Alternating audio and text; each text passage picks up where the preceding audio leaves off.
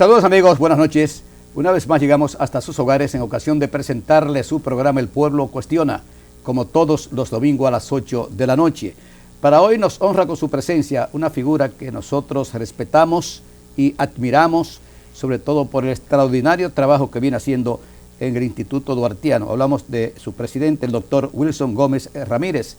Con él vamos a conversar sobre distintos tópicos del acontecer de la vida de Duarte, desde que era niño hasta que murió en Venezuela y luego fue traído a República Dominicana su cadáver, creo que en el año 1876 fue que lo trajeron, ¿verdad? 84. 84. Bueno, en el caso específico de Duarte son muchas las cosas que hay que hablar. Vamos a pausar para cumplir con nuestros compromisos comerciales. Vamos. Iniciamos, amigos, El Pueblo Cuestiona. Hoy tenemos una reconocida figura que estará con nosotros hablando de cosas importantes para el pueblo dominicano, pero antes las preguntas de un amigo televidente.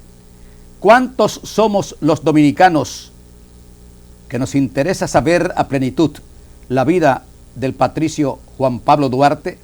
Pregunta un amigo televidente.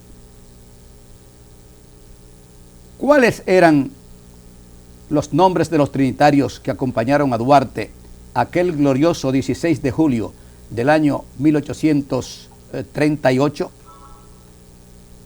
Pregunta un amigo televidente. ¿Qué se determinó en la reunión del 16 de julio del año 1838, ahí frente a la iglesia del Carmen? ¿Dónde fue bautizado Juan Pablo Duarte? Pregunta un amigo televidente. ¿Dónde nació y qué día el padre de la patria Juan Pablo Duarte? Pregunta un amigo televidente. ¿Hacia dónde salió Duarte estando muy jovencito al exterior y dónde finalizó su viaje? Pregunta un amigo televidente. ¿Qué se determinó formalmente en la reunión del 16 de julio de 1838? Pregunta un amigo televidente. ¿Por qué Duarte, siendo el padre de la patria, no fue nunca presidente de la República? Pregunta un amigo televidente. ¿Quiénes conspiraron para que Duarte no escalara esa posición de Estado como presidente de la República? Pregunta un amigo televidente. Ya iniciamos, amigos, formalmente esta entrevista con nuestro invitado de hoy, una persona pues que está haciendo un trabajo extraordinario, como es el doctor Wilson Gómez. Él es presidente del Instituto Duartiano. Quisiéramos, doctor, que usted nos hiciera un relato pormenorizado de lo que es el Instituto Duartiano, cuáles son sus funciones y realmente quiénes son los que lo visitan más a menudo. Bueno, el Instituto Duartiano, don Ercilio, es una entidad de carácter público, de carácter oficial, aunque autónomo. Se formó como una entidad privada el 26 de enero de 1964. Y entonces luego fue objeto de un decreto de oficialización en 1967. Posteriormente, en el 2001, el instituto pues logró una ley de autonomía, era 12701. El propósito del instituto, su objetivo fundamental es proyectar, difundir la vida, obra y ejemplo del padre fundador de la República, Juan Pablo Duarte Díez. Por supuesto, también de los trinitarios, de los febreristas, de los restauradores, en fin, de todo hombre, de toda mujer que ha hecho un esfuerzo extraordinario en aras de la patria dominicana y del propósito de independencia y la preservación de su soberanía, de su independencia y de su autodeterminación. ¿A qué atribuye usted el hecho, tal como esa pregunta de un amigo televidente, el hecho de que Juan Pablo Duarte, siendo el padre de la patria, no pudiera ocupar la presidencia de la República? Bueno, Duarte tenía realmente la vocación para ser el primer presidente de la República. Lo cierto es que cuando él llega, luego que se proclama la independencia nacional, arriba a tierra dominicana, el 14 de marzo de 1844, desembarca el 15 de marzo de ese año. Cuando él desembarca y camina las calles de la ciudad, por doquier la gente llamaba a Duarte presidente.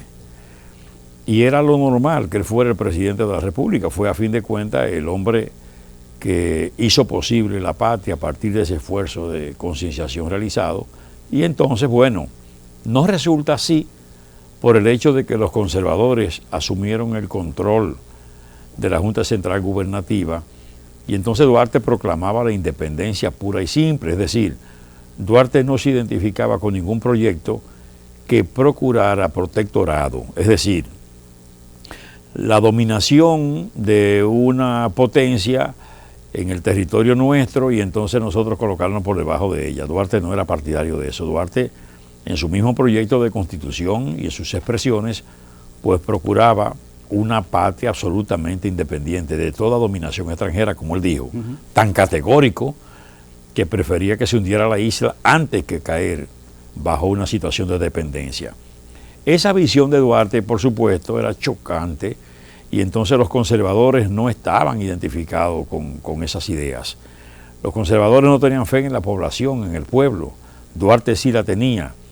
Siendo así las cosas, entonces comenzaron a limitar, ¿verdad?, a Duarte para impedir que él desarrollara un liderazgo mayor, sobre todo un liderazgo militar.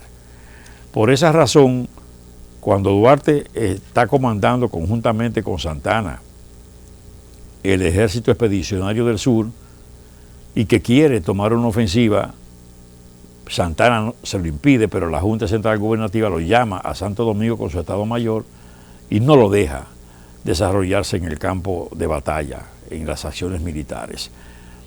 Duarte siguió luchando por la independencia pura y entonces en un momento determinado, el 9 de junio de 1844, cuando se intentó comprometer la península y Bahía de Samaná, cediéndosela a Francia de por vida, cuando Duarte vio lo imposible, que prácticamente era un hecho, se iba a consumar, él reacciona y ahí es que él destrona a la Junta Central Gubernativa y pone en la presidencia a Sánchez. Porque Duarte se preservaba toda vez que él era un creyente firme en el Estado de Derecho. En su proyecto de constitución, en el artículo primero, él habla de que gobernantes y gobernados tienen que ceñir sus actuaciones a la ley. Él creía que como podía llegar válidamente a la presidencia de la República era con el voto popular. Por eso él comenzó a hacer los trabajos de formación de su estructura a los fines de terciar en un proceso. Porque Duarte lo revela claramente en ese mismo proyecto de constitución cuando dice que no se está obligado a obedecer a una autoridad ilegítima. La autoridad legítima la da el voto popular. Y por eso él, cuando Mella lo proclama en el Cibao, él no se motiva con esa simple proclamación. Él entendía que todo tenía que ser fruto de un proceso y de un proceso especial, ¿verdad? Un proceso donde las personas pudieran expresarse y él conseguir, ¿verdad?, ser designado mediante ese apoyo de ese voto. Bueno, y hay que leer parte de los pensamientos, de las inquietudes de Juan Pablo Duarte. Y escuchen el más usado, el más conocido en República Dominicana. Mientras no se escarmiente a los traidores como se debe, los buenos y verdaderos dominicanos serán siempre víctimas de sus maquinaciones. ¿Cuántos traidores hay en República Dominicana? Desde cuando Duarte hasta hoy. De igual manera, cronología y rendición de cuentas del general Juan Pablo Duarte. ¿Cuántos serían capaces de hacer lo que hizo Duarte? Devolver lo que le sobró de aquellos 1,000 pesos que le dieron para que fuera a Baní, tengo entendido, sí, al sur. Le sobraron una cantidad determinada y él la entregó. ¿Cuántos hoy estarían dispuestos a devolver lo que les sobra de un encargo que se le enmienda para que venga a rebosar o a engrosar más bien las arcas nacionales. Se quedan los bolsillos de aquellos que son los que manejan eso. Por eso, ¿cuánta falta hace Duarte? ¿Y cuántos somos los que seguimos, los que creemos, los que nos preocupamos en conocer la vida y obra de Juan Pablo Duarte? Sí, ese Duarte que muchos desdeñan, que muchos quieren minimizar como que él no hizo nada. Él hizo lo que tenía que hacer. La reunión del 16 de julio del año 1838 frente a la iglesia del Carmen, donde se reunió con sus 8 compañeros en la casa de Chepita. Eso solamente vale la obra de Juan Pablo Duarte, porque ahí nació la Trinitaria. Y sin Trinitaria no hubiese habido independencia nacional. Continuando con nuestro invitado especial de hoy, quisiéramos que nos dijera, ¿tienen ustedes o tiene la entidad que usted dirige comité en cada provincia del país? Sí. Nosotros, ¿y en el exterior? Sí, nosotros tenemos lo que llamamos órganos de base, que son los centros duartianos que están en los municipios, ¿verdad? Cabeceras de provincia y en algunos municipios que no son necesariamente cabeceras de provincia. Y tenemos también en el exterior, tenemos las llamadas filiales. Donde quiera que haya una representación importante de dominicanos, tenemos una filial. Esos órganos de base reciben los impresos, ¿verdad? Realizan y organizan conferencias, encuentros, ¿verdad? Conferencias sobre temas patrióticos, sobre Juan Pablo Duarte en alguna de sus facetas y también sobre la simbología patriótica, los valores nacionales, ¿verdad? Sobre acontecimientos históricos de trascendencia. En cada caso se distribuye entre el público material patriótico a los fines de que los dominicanos todos puedan conocer acerca de la vida, la obra y el ejemplo de Duarte. Precisamente en el instituto tenemos esas responsabilidades de velar porque hay esa difusión y esa proyección, ¿verdad? Tenemos que procurar que la imagen de Duarte vaya en consonancia con lo que era su identificación real. Tenemos que aprobar los bustos, las estatuas, en fin, las esculturas, los retratos sobre el padre de la patria, procurando la mayor fidelidad. Eso es un compromiso, ¿verdad?, que nos corresponde a nosotros, hacer esa aprobación, procurando que esos rasgos fisonómicos del padre de la patria se preserven en cada imagen, ¿verdad? Cuando alguien se distancia de esos rasgos, pues nosotros no aprobamos esas efigies, ni esos retratos, ni nada, para que no haya una difusión distorsionada. Ese es un rol que nos corresponde también, sobre todo tomando en cuenta el único retrato de Duarte que existe, que fue el que hizo Próspero Rey en Venezuela, precisamente un fotógrafo venezolano de ascendencia española que le tomó esa imagen a partir de que Rosa Duarte procuró de que su hermano Juan Pablo se hiciera esa fotografía. Él estaba haciendo resistencia porque ya él se sentía muy afectado, él entendía que su estado de deterioro no lo presentaba como él quería que se le recordara, ¿verdad? Sin embargo, Rosa les razonó que las generaciones futuras no le perdonarían que él no facilitara una imagen que sea fidedigna, ¿verdad?, aún conforme a su situación y su estado en ese momento. Esa fotografía se hizo en el año 1873, 3 años antes de su fallecimiento. Llegó aquí 10 años después, a la gente no le pareció mucho, a los que lo conocieron, ya él estaba con mucho deterioro, no eran partidarios de que esa fuera la fotografía o la imagen de Duarte que había que retener. Ahí es que se entusiasma el retratista, pintor Alejandro Bonilla y hace un retrato. Tampoco gustó mucho y entonces ahí es que interviene Abelardo Rodríguez Urdaneta y nos coloca este Duarte que nosotros hemos oficializado y que está en las publicaciones del Instituto Duartiano. Ese es el retrato que hemos oficializado, data del año 1892 y desde entonces ha estado difundiéndose en el país y el instituto lo ha asumido como la imagen oficial del padre de la patria.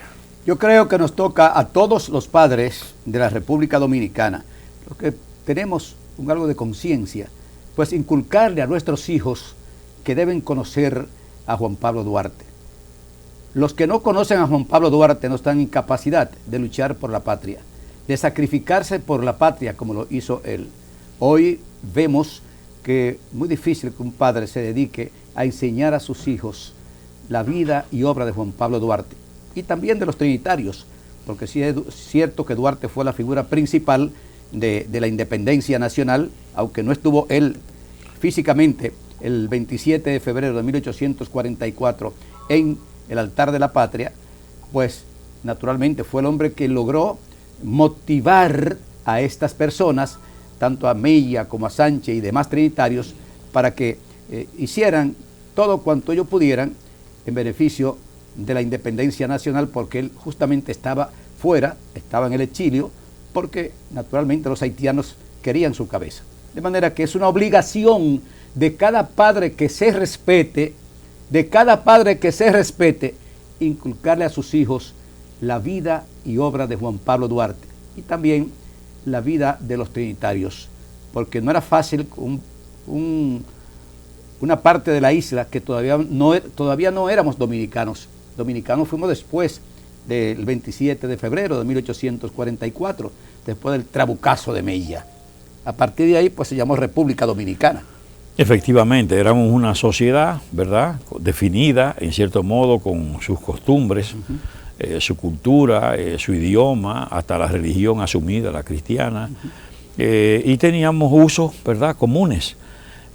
Lo que en realidad éramos nación, y teníamos ya esa identificación, esa identidad cultural. Ahora, nos convertimos a partir del 27 de febrero, además de nación, en Estado, porque teníamos un gobierno, conseguimos un gobierno propio e independiente, es decir, la capacidad de determinar, ¿verdad?, de nosotros decidir nuestra suerte. Este es un país de los países del mundo que más ha luchado por ser independiente, por preservar su soberanía. La ventaja de Duarte fue que él supo, dentro de su esfuerzo estratégico, ¿verdad?, llevar conciencia, es decir, alimentar el corazón y la mente del hombre dominicano respecto de la importancia de autodeterminar, de vivir en libertad, de jugarse su suerte a partir de su propio esfuerzo. Y eso caló y eso determinó que los dominicanos asumiéramos de una vez por todas nuestra condición de Estado, ¿verdad?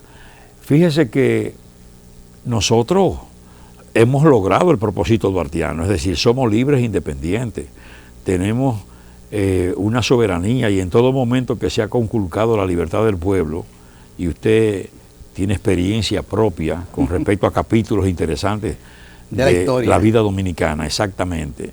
Usted sabe muy bien cómo ese pueblo se levanta y asume en armas la defensa de lo conquistado, es decir, de la soberanía, pero también de su constitución, de su libertad, ¿verdad? Y entonces, en todo momento que se ha conculcado esa libertad, el pueblo ha asumido la bandera duartiana y ha hecho la defensa. Por eso decimos, Duarte, eso lo conquistó y eso lo defendemos y lo estamos defendiendo todavía hoy. Todos los países cuando proclaman su independencia están tranquilos. Nosotros hemos tenido que estar permanentemente en lucha. La gente cree que la libertad la conseguimos con el disparo del trabuco de Mella y ya, y que eso fue todo. No. A partir de ese momento comenzaron 12 años. Se libraron 12 años de batalla. Combate y encuentro. Sobre todo, comenzando el mismo 19 de marzo. A los 20 días. A los 20 días. Sí, señor. En Asua. Sí. Después 30 de marzo, de mayo. 10 días después. Días después. Sí. De manera que fueron 12 batallas para lograr de una manera completa la independencia nacional. Pero hay que repetir lo que dijo Duarte, porque en nuestro país tenemos tantas de estas personas.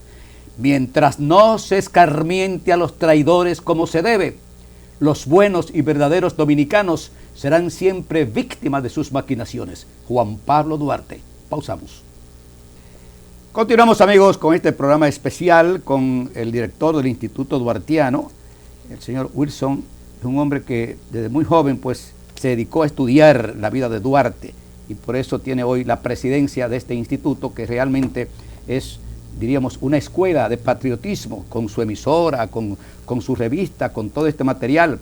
Por ejemplo, aquí tenemos Ideario de Juan Pablo Duarte, tenemos algo, dice, el bicentenario de nacimiento de Rosa Duarte, tenemos Duarte y la simbología patriótica. De igual manera tenemos Instituto Duartiano, Casa de Duarte, Museo y Biblioteca.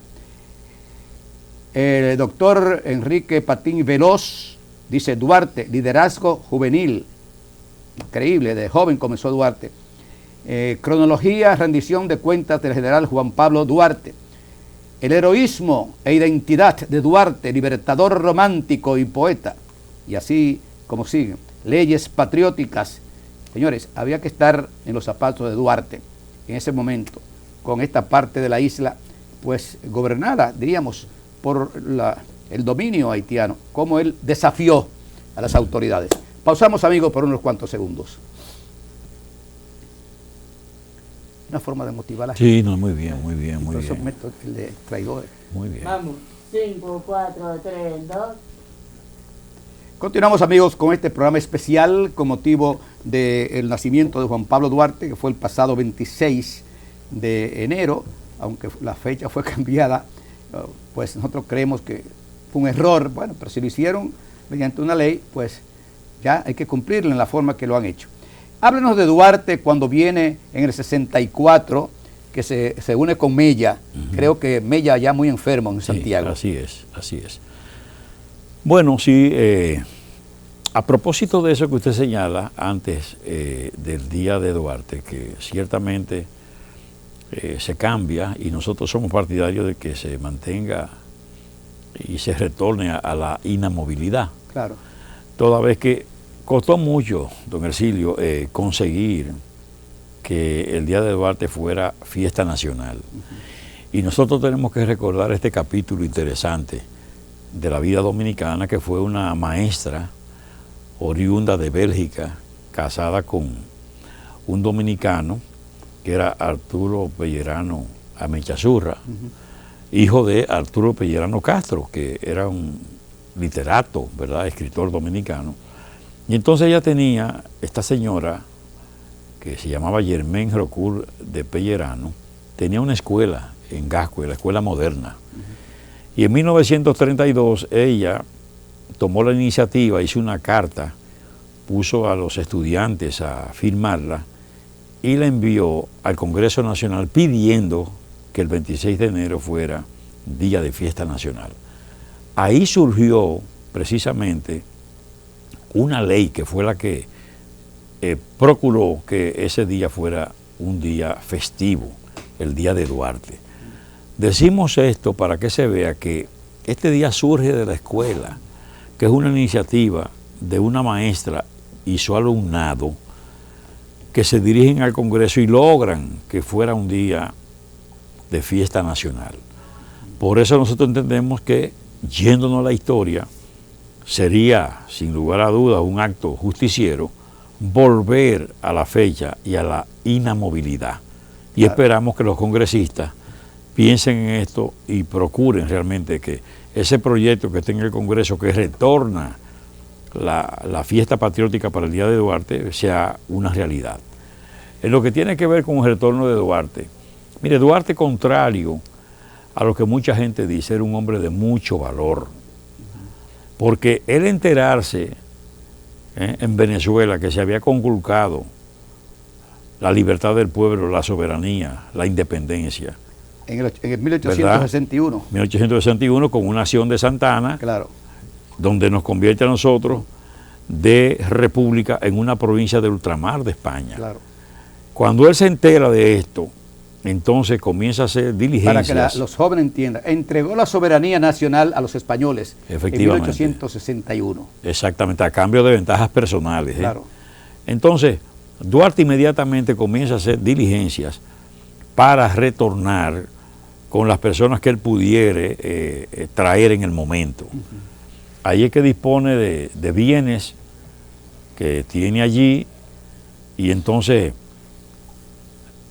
procura una nave marítima que viene al territorio dominicano desde Venezuela. Yamella estaba enfermo. Sin duda, él cuando viene aquí se presenta, ¿verdad? Desembarca en Montecristi, se va en lomo de caballo a Guayubín y se le presenta entonces a los jefes restauradores, a los que estaban con la dirección del movimiento. Cuando Duarte llega, se espera que a Duarte se le incorpore a la acción. Sin embargo, incorporan a los que vienen con él, tanto a Vicente Celestino Duarte, como a Valverde, como también a Oquendo, que es un oficial venezolano que vino con Duarte, y a todos ellos se les da funciones dentro de la acción, ¿verdad? Dentro del gobierno restaurador, pero a Duarte no. Pero en ese viaje es que lo proclaman presidente. No, ahí él viene, ya eso había pasado, lo proclaman presidente en el 43. Ah, bueno, sí, cuando regresó en el 43. Sí, cuando él estaba aquí, ahí lo sacan los haitianos. Exacto. ¿Entiendes? O mejor dicho, fue en el 44, porque fue después que se produce la proclamación de la independencia. Y en el 43 lo que hace es que de alguna manera organiza a los dominicanos y se pone en evidencia que tiene mucha fuerza, y eso lo perciben los haitianos, y ahí es que se produce la persecución y él sale. Cuando él regresa luego de proclamada la independencia, como hemos dicho, en marzo, y entonces ahí en esos movimientos es que lo van a proclamar y se va a poner en evidencia la popularidad de Duarte. Ahí reacciona entonces el grupo de Santana y ahí es que lo saca a él y a los trinitarios. Lo envían hacia el exterior. Exactamente, vuelven a sacarlo. La otra vez él se había ido procurando salvar la vida ante las persecuciones de los haitianos, pero en este caso fue expulsado del territorio de por vida. Bueno, pues él viene ahí a apoyar. A él no lo integran. A él lo ven con ojeriza, ahí se dan los celos, de esos celos que se acostumbran a producirse entre quienes tienen liderazgo y direcciones, ¿verdad? Entonces, Duarte, en cierto modo... Lo nombran en el exterior. Sí, pero él en principio resistió. Él no quería irse. Él quería ir al campo de batalla. Duarte tenía la decisión de ir al campo de batalla. Siempre se lo impidieron. Y esa fue la última vez que se lo impidieron. Ahí prácticamente lo obligan a aceptar un cargo plenipotenciario para irse de nuevo a Venezuela, todo con el propósito de que procure recursos y envíe ayuda, ¿verdad?, a los que estaban aquí en la lucha restauradora. Eso definitivamente saca a Duarte del territorio para él jamás retornar, sino ya vuelto cenizas, porque muere en 1876, ¿verdad?, y retorna en 1884, 8 años gobierno de después. Lilis. Sí. Bueno, pero hay que decir, además, hablando de patriotismo, de que a raíz de la entrega de la soberanía nacional por parte del traidor Pedro Santana a los españoles, pues en 1861, diríamos marzo de 1861, ya para el 2 de mayo de 1861, se produce el primer levantamiento contra la nación a España, encabezado por José Contreras, Cayetano Hermosén y 24 o 25 compañeros más, los cuales fueron hechos presos, ya que Santana se entera, estando en el en el sur, estando en Asua, y viene y él mismo da la orden de que fueran fusilados, lo que se atrevieron a hacer lo que hizo José Contreras, Cayetano Hermosén y 23 compañeros más. A todos los fusilaron. De manera que siempre aparecen los patriotas, aunque siempre también hay muchos traidores. Así es. Pausamos. Continuamos, amigos, con El Pueblo Cuestiona, hoy dedicado a Duarte, el padre de la patria, el hombre que justamente aquel 16 de julio del año 1838 logró reunir a 9 de sus compañeros en Día del Carmen, frente a la iglesia del Carmen, en la casa de doña Chepita, madre también de uno de los trinitarios, y ahí pues nació la idea de crear la Sociedad Patriótica La Trinitaria, la que al cabo de varios años pues nos dio la independencia nacional. ¿Usted quiere hablar algo sobre los demás integrantes de esa reunión del 16 de julio de 1838? ¿Quiénes acompañaron a Duarte? Sí, mire, primero fue, como usted señaló, un esfuerzo y una estrategia de Duarte, escoger el día de Nuestra Señora del Carmen y escoger la casa de Josefa Pérez de la Paz de doña Chepita, madre de Juan Isidro para Pérez. confundir Exacto. al enemigo. Exactamente, evitar entonces ser descubierto, porque estaba prohibido que 3 personas se reunieran en la época. Las fuerzas de ocupación haitiana eran muy celosas con eso, porque sabían que se podían dar movimientos conspirativos. Entonces Duarte escoge la hora en que se congrega la feligresía católica para hacer la procesión por ser Día del Carmen, aproximadamente 11 de la mañana.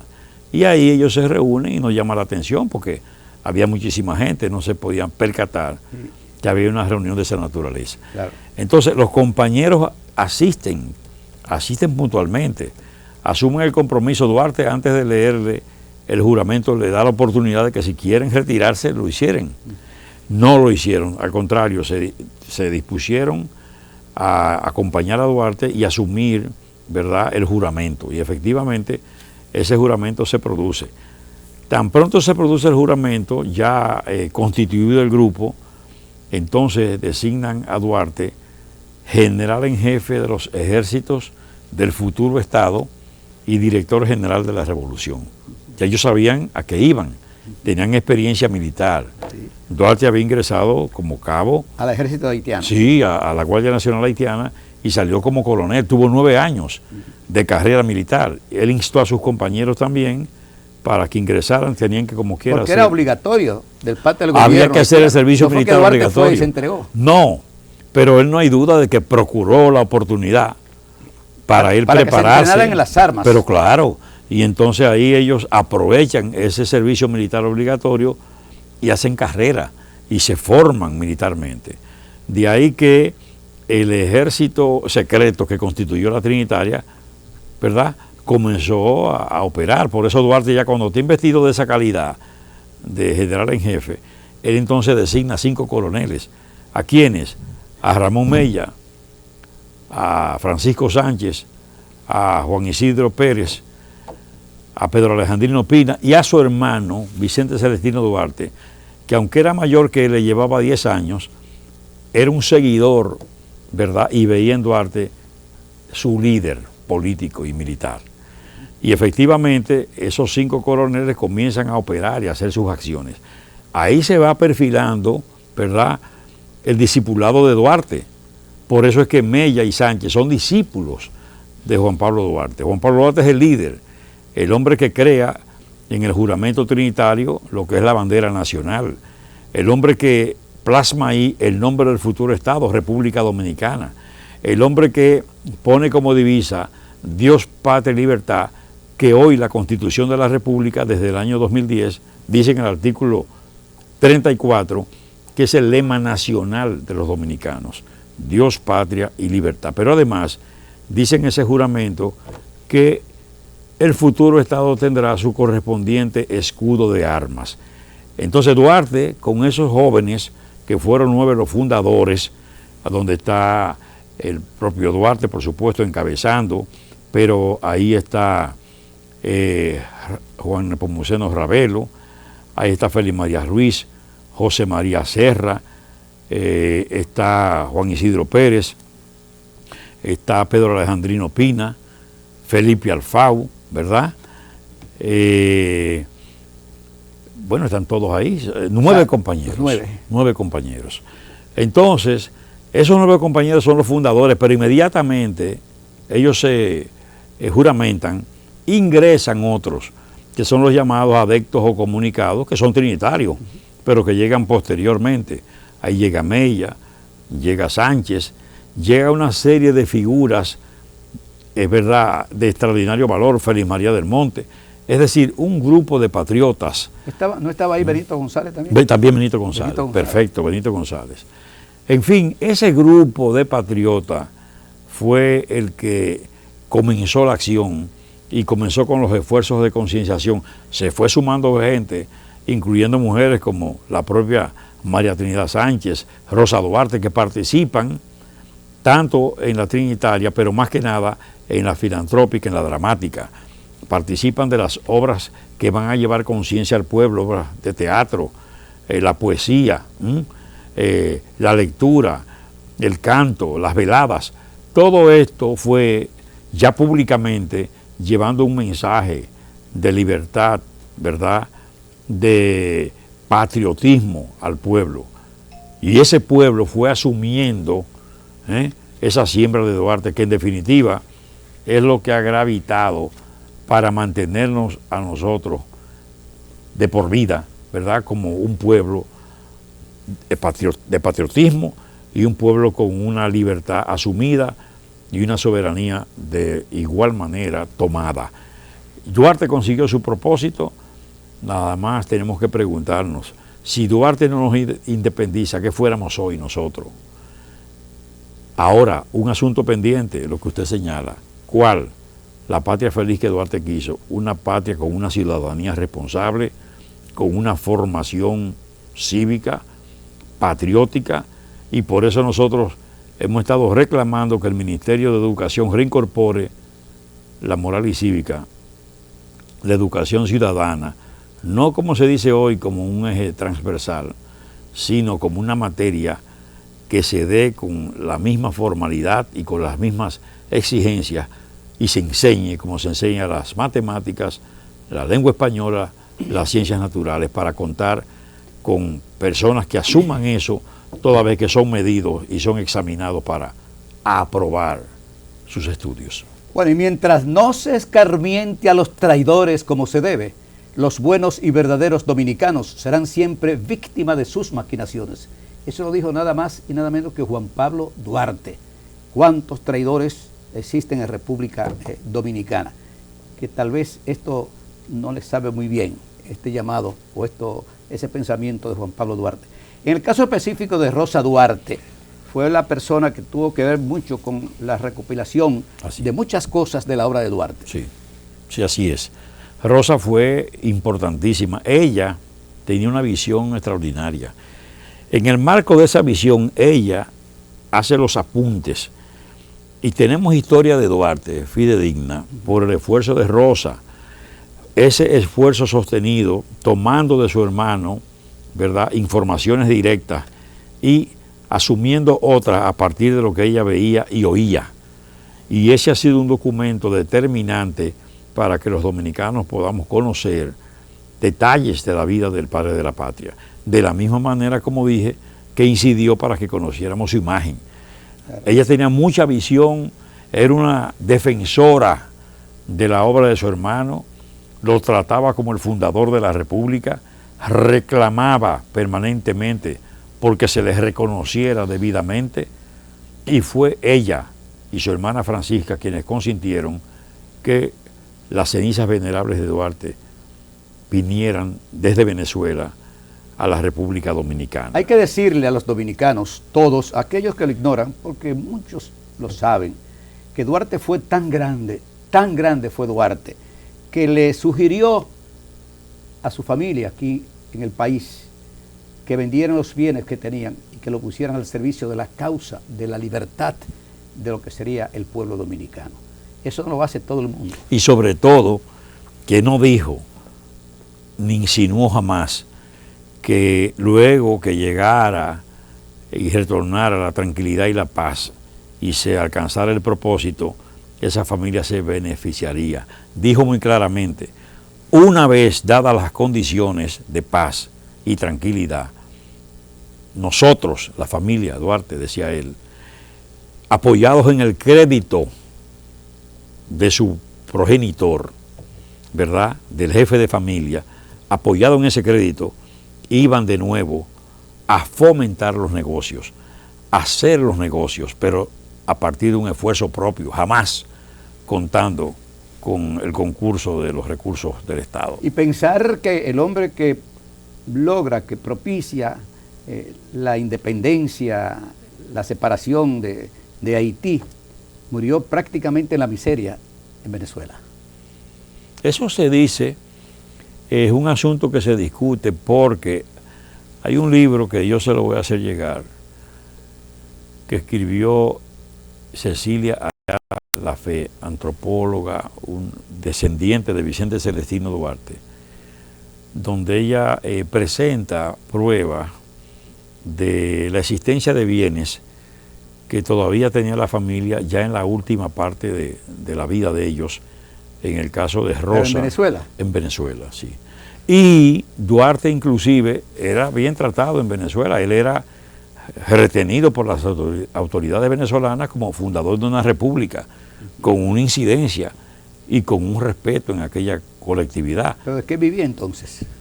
Mira, Duarte ellos tenían inclusive negocios. Él tenía una fábrica de vela que no es hoy, la vela de hoy, entonces no había electricidad. Entonces tener una fábrica de vela era tener una fábrica de bombillas de hoy. Era un empresario. Claro, ellos tenían la vocación de comercio. Claro. Heredaban el comercio. Su padre era un comerciante, Correcto. un próspero comerciante. Claro, y fíjese que para él venir en la aquí, Tarazana. claro, para él venir aquí en 1864, en una embarcación, tenía que disponer de bienes. Y él dispuso de bienes que él tenía. Y vino aquí. Y trajo, y cuando retornó fue con sus recursos propios, nadie le dio recursos. Es decir, ellos no eran ricos, además, el ser pobre no es una afrenta, ni Claro. mucho menos, pero en verdad ellos trabajaron y en ese libro de Cecilia Ayala están los facsímiles de los títulos de propiedad de Rosa Duarte y de la familia, ¿no? Al final de sus vidas.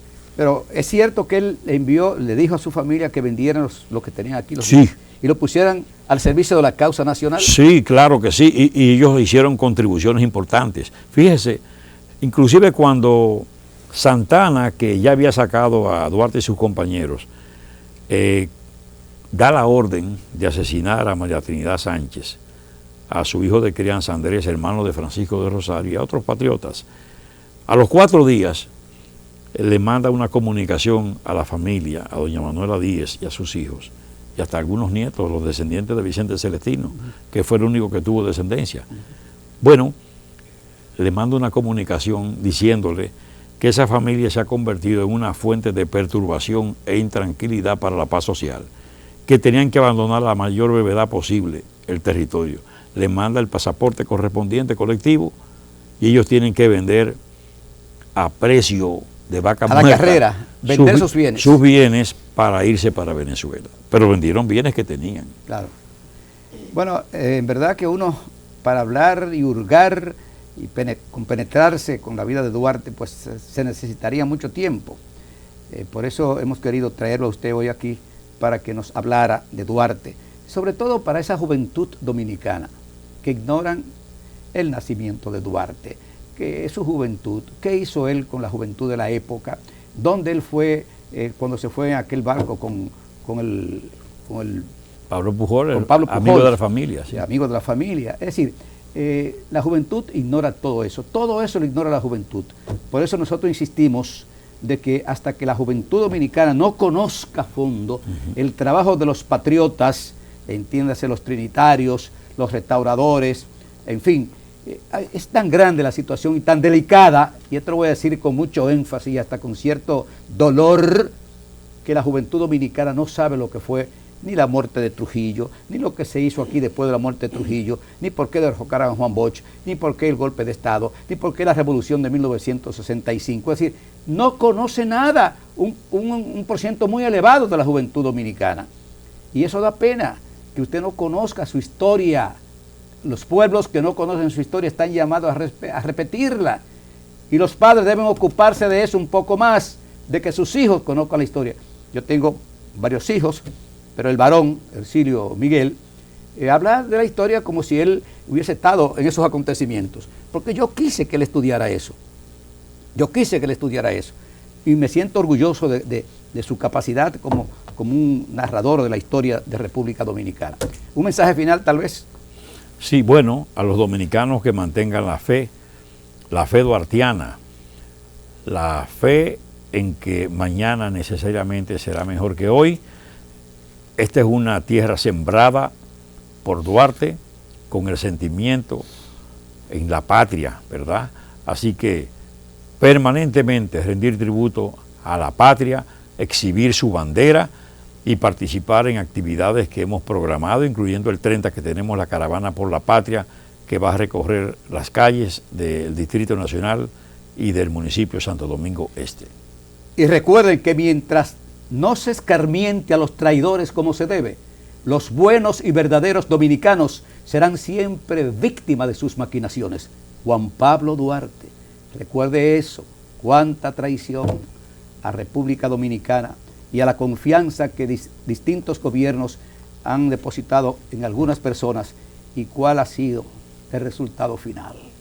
Mientras no se escarmiente a los traidores como se debe, los buenos y verdaderos dominicanos serán siempre víctimas de sus maquinaciones. Y pensar que Santana está en el panteón de los héroes y otros no están. Y otros no están. ¿Por qué no está Camaño ahí? ¿Por qué no está ahí Rafael Tomás Fernández Domínguez? ¿Por qué no están ahí? Pregunta un amigo televidente. Juan Pablo Duarte y Diez. Creemos que para hablar de Bolívar, como para hablar de Duarte, se necesita una montaña por tribuna, entre rayos y relámpagos, con un manojo de pueblos libres en el puño y la tiranía descabezada a los pies. Y es que, sin duda alguna, Duarte pertenece a la casta de los grandes libertadores de América. Es el padre fundador de nuestra nacionalidad. Él es el más puro de nuestros patriotas y el menos ambicioso de todos nuestros hombres públicos. Nació Juan Pablo Duarte y Diez en la ciudad de Santo Domingo de Guzmán, ocurriendo tan feliz acontecimiento el día 26 de enero de 1813. Teniendo 9 años de edad, ocurre la invasión haitiana, encabezada por Jean-Pierre Boyer. Comenzó entonces para nuestra patria una etapa de verdadero oscurantismo. Las escuelas fueron clausuradas y hasta la universidad se vio precisada a cerrar sus puertas. Juan Pablo Duarte y Diez era hijo de un español, don Juan José Duarte, que era comerciante, y de una matrona ceibana que se llamaba doña Manuela Diez.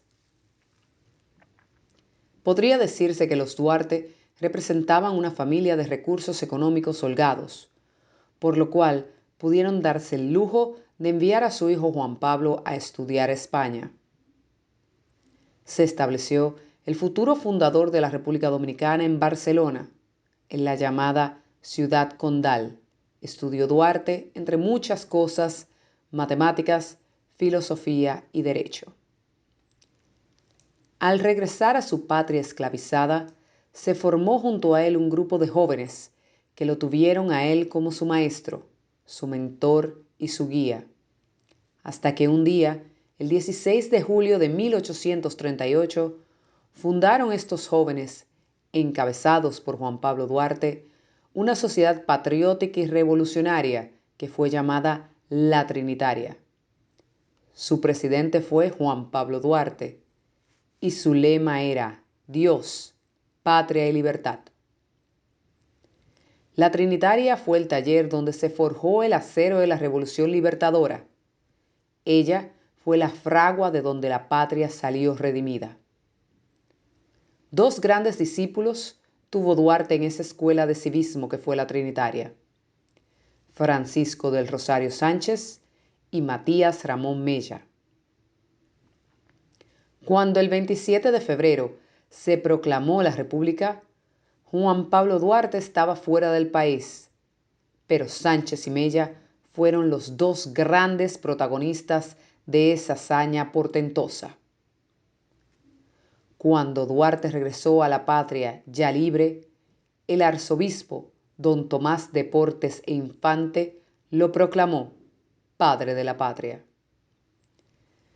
Pero una jugareta del destino, el padre de la patria no podría vivir en paz en la tierra que él había liberado. Y en ese mismo año de 1844 obligaron a tomar el camino del destierro. Lo acusaron de traidor a la patria, a él, que era el fundador de la República Dominicana. Pasaron 20 años y en el 1864, por medio de un periódico, especie de mensajero misterioso que la providencia hizo caer en sus manos, se enteró en Venezuela, en las tupidas selvas del Río Negro, que su hija predilecta, desde el 1861, era colonia española. Inmediatamente se preparó a regresar a la tierra que él solamente olvidaría cuando estuviera muerto. En 1864 regresó a la patria, entró al país por Montecristi y se dirigió a Santiago. Apenas tenía 50 años y ya parecía un anciano. Se libraba la guerra restauradora y ya su brazo no servía para empuñar el sable redentor. El gobierno restaurador de Santiago de los Caballeros lo nombró ministro plenipotenciario frente a los gobiernos de Venezuela y Colombia.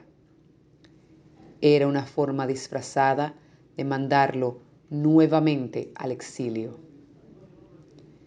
De 1864 al 1876 pasaron 12 años y Juan Pablo Duarte, pobre, triste y olvidado, viviendo sin recursos en una mísera casucha de Caracas, la capital de Venezuela, murió el 15 de julio de 1876 a los 63 años de edad.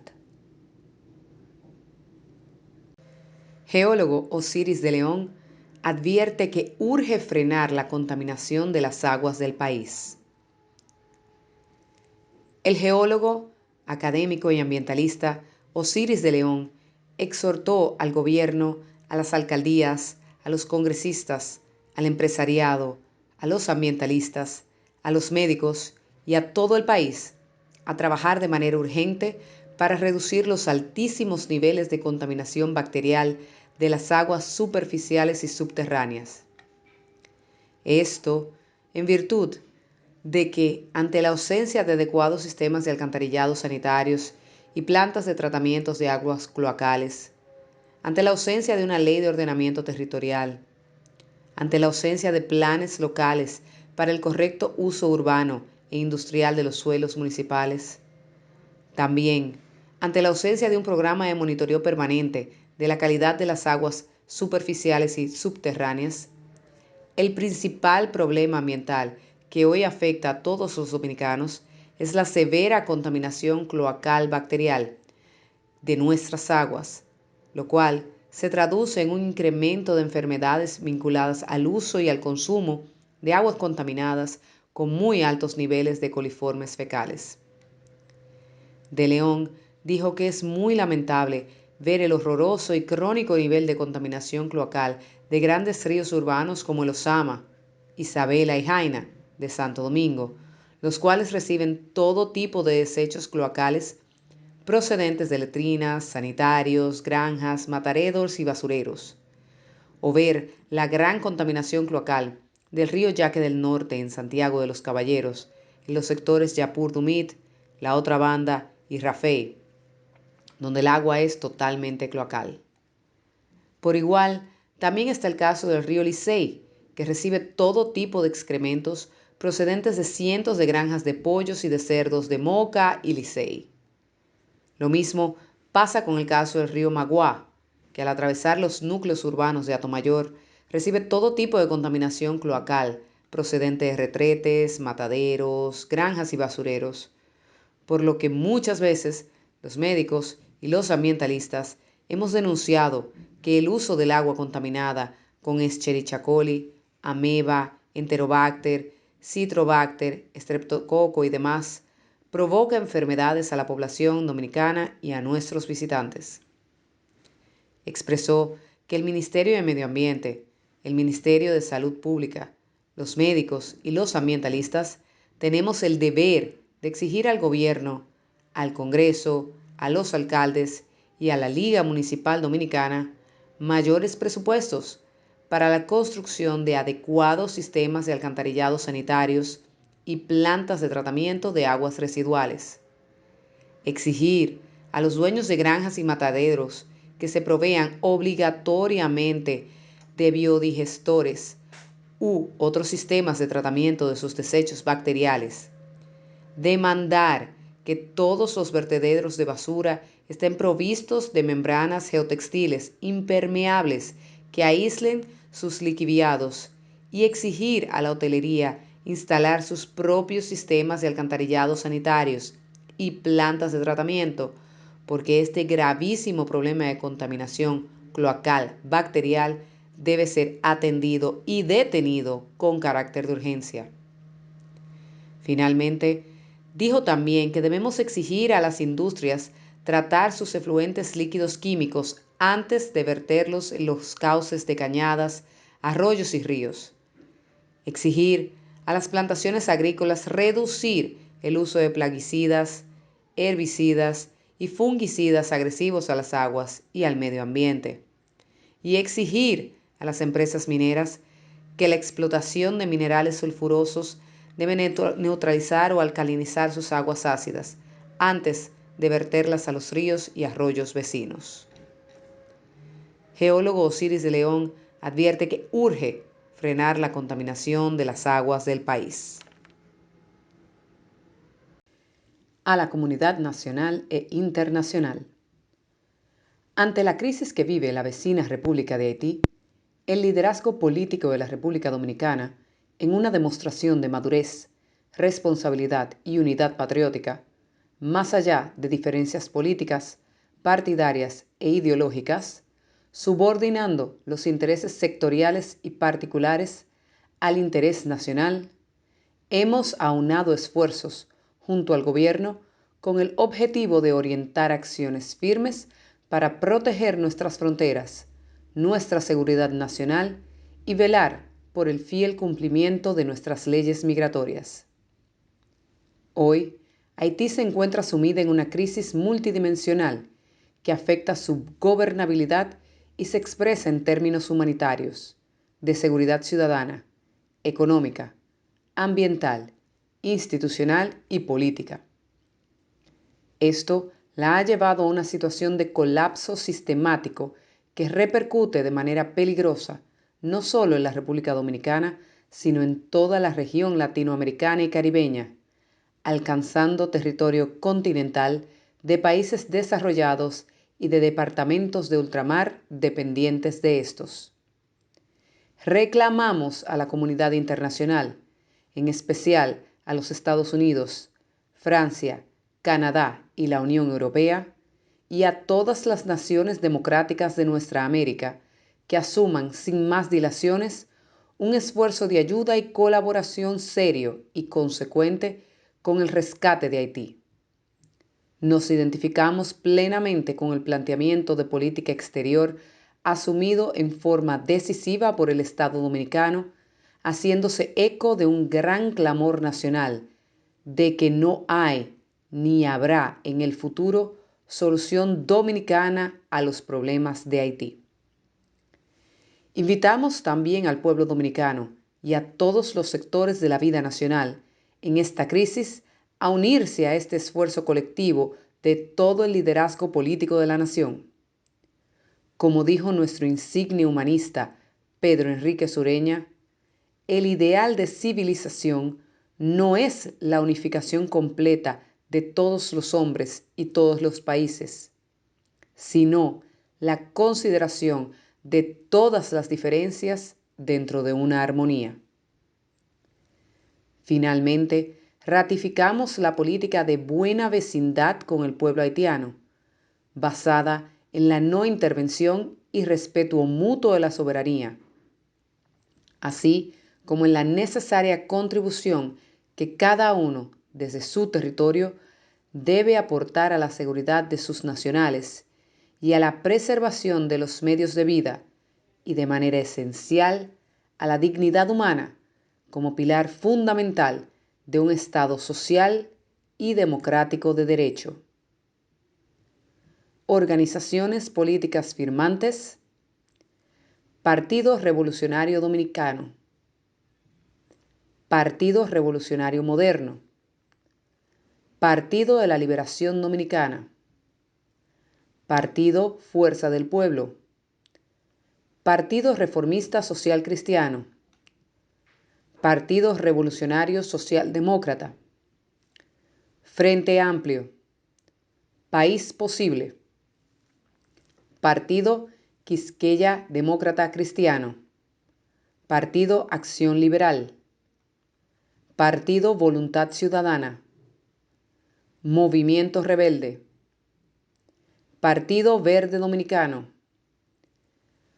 Partido Quinta República, Partido Demócrata Institucional, Partido Dominicanos por Cambio, Partido de Unidad Nacional, Bloque Institucional Socialdemócrata, Partido Cívico Renovador, Partido Humanista Dominicano, Partido Movimiento Democrático Alternativo, Partido Unión Demócrata Cristiana, Partido Liberal Reformista, Partido Fuerza Nacional Progresista, Partido Revolucionario Independiente, Partido Demócrata Popular, Partido Popular Progresista,